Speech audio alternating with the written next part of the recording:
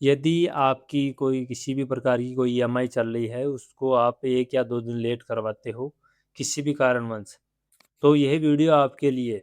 क्योंकि इस वीडियो में मैं अब बताऊँगा आपको कि 1 या 2 दिन लेट होने से अपने क्या-क्या नुकसान होता है और इन किन-किन कारणों से अपनी ईएमआई 1 या 2 दिन लेट होती है। तो पहले तो अपन बात कर लेते हैं कि किन-किन कारणों से अपनी ईएमआई लेट होती है। तो पहला कारण है सबसे ज़्यादा कि अपन दूसरे के भरोसे छोड़ देते हैं ईएमआई, कि अपन किसी को अपन पेमेंट कर देते हैं कि ये लो, ये पेमेंट लो, आप हमारे अकाउंट में डाल देना, तो आप छोड़ देते हो। तो वो क्या करता है, वो कई बार तो डाल देता है आपके अकाउंट में और कई बार आपका अनदेखा कर देता है। तो वो क्या है कि सेम डेट डालता है, या तो फिर आप चाहे कितने भी पहले पेमेंट दे दो आप उसको, लेकिन जब तक आप उसको देखभाल नहीं करोगे अपने अकाउंट को, ईएमआई वाले को, तब तक आप उसको टाइम से पेमेंट नहीं कर सकते। क्योंकि ऐसा केस मैंने बहुत सारे देखे हैं, क्योंकि मैं पिछले साढ़े 5 साल से बिज़नेस लोन में काम कर रहा हूँ। तो ये ईएमआई वाला चक्कर, ये सब बहुत सारे कस्टमर लेट करते हैं और ज़्यादा नहीं करते, 1 या 2 दिन। मतलब 30 से 35% लोग सेम डे, आपकी जो आज की किस्त है, तो आज ही पेमेंट डालेंगे। उनको बोला हुआ है कि आपको 2 दिन पहले अकाउंट में पेमेंट डालना है, लेकिन वो सुनते नहीं है। वो बोलते हैं किसी को दे दिया और दूसरा करेगा, उसको बोला हुआ है। अरे भाई, आपका ज़िम्मेदारी बनती है कि आप उसको 2 दिन पहले डालें, उसका फ़ायदा भी है अपने को। ये नहीं है कि अपने को नुकसान है 2 दिन पहले डालने का, फ़ायदा भी होता है। अपनी पेनल्टी नहीं लगती है, बाउंस नहीं लगता है, सिविल खराब नहीं होता है, कई सारे अपने को फ़ायदे भी हैं, लेकिन कस्टमर बिल्कुल भी सोचता नहीं है और वो अपना लेट करवा देता है और फिर अपना नुकसान, छोटी-सी गलती के कारण बड़ा नुकसान कर लेता है। कई गलती मतलब एक गलती और कई नुकसान, ये चक्कर पड़ता है इसमें, लेकिन कस्टमर क्या मानने को रेडी नहीं होता है। तो पहला तो ये है कि अपन किसी को दूसरे के भरोसे नहीं रहना है। अपने को खुद को सेल्फ, मतलब कि आपको रहना है कि हाँ, ये अपने को अपनी ज़िम्मेदारी है। अपन इसको 2 दिन पहले अकाउंट में डालेंगे और अपन बार-बार उस अकाउंट को चेक करेंगे कि हाँ, इस अकाउंट में कटी है कि नहीं कटी। 2 दिन पहले डाल दो आप अकाउंट में बस। उसके बाद में बैंक की ज़िम्मेदारी है, वो काटेगा नहीं काटेगा, वो क्या करना है क्या नहीं। लेकिन जब तक आपका जितना हक बनता है ना, वो आप उतना करें, उसके बाद बैंक की ज़िम्मेदारी। एक और अपने करते हैं, कस्टमर जो मिनिमम बैलेंस होता है अपना अकाउंट का, उसको यूज़ नहीं करते हैं, मतलब मिनिमम एवरेज नहीं रखते हैं अकाउंट में, उसके कारण उनकी ईएमआई लेट होती है। सबसे ज़्यादा यही कारण पाया जाता है कि वो अकाउंट में मान लो किसी की 5,000 रुपये ईएमआई है, तो वो फिक्स 5-5 हज़ार रुपये डाल दें। लेकिन वो कई बार ऐसा होता है कि मिनिमम बैलेंस आता है इनका कुछ अकाउंट का, तो वो उनको प्रॉपर मेंटेन नहीं कर पाते। तो वो नहीं करने के कारण वो उनका जो ईएमआई है वो लेट हो जाती है।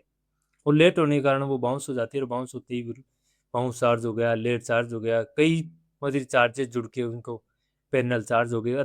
मेरे अंदर कितने चार्ज होते हैं पता नहीं है बैंक में। हम आपको बता दूँ कि वो सारे जुड़ के आपको एक बहुत सारी पेनल्टियाँ मतलब इकट्ठी हो जाती है। आपने 4 या 5 बार लेट कर दी ना, तो आपकी 2-3 ईएमआई तो ऐसे ही पेनल्टी में हो जाती है। लेकिन कस्टमर सुनने को रेडी नहीं है, मानता नहीं है कस्टमर। कितनी बार भी बता दो कि आपकी ईएमआई है, उसको 2 दिन पहले करो, और आपको जो ने आपने अकाउंट दे रखा है, उसको मिनिमम बैलेंस है उसका, और वो ईएमआई का बैलेंस, वो दोनों को मेंटेन रखना है आपको, ठीक है? तो आपका बैलेंस, ये ईएमआई वाला चार्ज वगैरह ये कम हो सकता है, लेकिन कस्टमर ध्यान ही नहीं देता। अभी एक पीछे कस्टमर था, वो अकाउंट में पेमेंट डाल रखा था, सारी चीज़ें सही चल रही थी, लेकिन उनके कोई एमएच से होल्ड लग गया अकाउंट में। तो उसके कारण उसका कोई ईएमआई थी, वो फ़ोनपे से कटवाने शुरू कर दी हमने, कि आप फ़ोनपे से ईएमआई काट दो, कि आपका सिविल तो खराब नहीं होगा। और हमने उनको बोल दिया कि आपका फ़ोनपे से काटोगे तो आपका चार्ज लगेगा, जो अकाउंट में नेच लग रहा है उसका चार्ज लगेगा। वो तो आपको जो हर बार लगेगा, आप फ़ोनपे से काटोगे तो भी लगेगा। आपको उसको क्या करना है, हमने बता दिया कि आपको उसको नेच फेल्ड होने के बाद में नहीं काटना है। वो चार्ज कब बच सकता है आपका? वो तब बच सकता है आपका कि आप उसको 2 दिन पहले अकाउंट में डालो, नेच लगने ही मत दो। 2 दिन पहले डाल काटोगे ना इसको, तो आपको फ़ायदा हो सकता है कि हाँ, चलो अब ठीक है। क्योंकि वो नेच ही नहीं लगेगा फिर आपका, ऑलरेडी पे आएगी वो एडवांस पे, तो उसमें आपका फ़ायदा हो सकता है। लेकिन कस्टमर क्या है कि नहीं, मेरे तो वो 2 दिन बाद में है, वो 2 दिन बाद में काट दूँगा, मेरे को बताने की ज़रूरत नहीं है। अरे भाई साहब, आपको फ़ायदा होगा इसमें, ये चीज़ें होती हैं। नहीं, नहीं, हमारे को सब पता है। अरे भाई साहब, पता है तो फिर कर लो। वो कस्टमर फिर एक दिन ऐसा आया, उसके जितनी ईएमआई आती थी उसकी 3 गुना 3 ईएमआई हो जाती उसकी। मतलब कि उन्होंने 3 साल लोन जमा करवाया। 3 साल में उसके इतनी बाउंस चार्ज हो गए कि 3 ईएमआई और पे कर सकता था वो। इतना बाउंस चार्ज हो गया उसका। लेकिन कस्टमर मानने को रेडी नहीं है। सेम डेट काटता था वो, सेम डेट। बोलिए आज की ईएमआई तो आज ही काटता था। अरे भाई, आज की किस्त है तो आज मत काटो, उससे पहले काटो आप। उससे क्या है, वो एडवांस पे दिखाएगी ऑलरेडी। तो आपका वो जो बाउंस चार्ज है, जो लेट फीस लगती है आपकी, वो बच सकती है आप। तो ये है कारण, लगभग मतलब कि ज़्यादातर यही कारण है कि कस्टमर इन कारणों से लेट करते हैं। एक करते हैं नुकसान की, कि क्या क्या नुकसान होता है। एक तो अपना नुकसान होता है अपना सिविल का, सबसे ज़्यादा सिविल का ही नुकसान होता है अपना। मान लो 90% ईएमआई लेट होते हैं, सिविल नुकसान होता है। क्योंकि इसमें आपका पूरा बायोडाटा होता है, हिस्ट्री होती है कि आपने कब ईएमआई जमा करी, कब आपने क्या क्या क्या किया, उसमें सारी चीज़ें मेंशन होती हैं। ठीक है, लोन के बारे की, लोन का पूरी डिटेल उसमें मेंशन होती है। तो सबसे ज़्यादा तो नुकसान होता है अपना सिविल का। दूसरा होता है अपना जो मल्टीपल आपकी ईएमआई चल रही हैं, वो ड्यू होना शुरू हो जाती है। वो ड्यू कैसे होनी शुरू हो जाती हैं? मान लो आपने अभी एक 10,000 की ईएमआई पे कर रहे हो, वो आपने लेट करी, उसके चलते आपने वो अगली 2 दिन के बाद जो ईएमआई थी आपकी, वो आपको मैनेज नहीं हो पाई। क्योंकि फिर पहले वाली ईएमआई लेट होगी, फिर 2 दिन बाद की है वो फिर लेट हो गई, फिर 2 दिन बाद की है।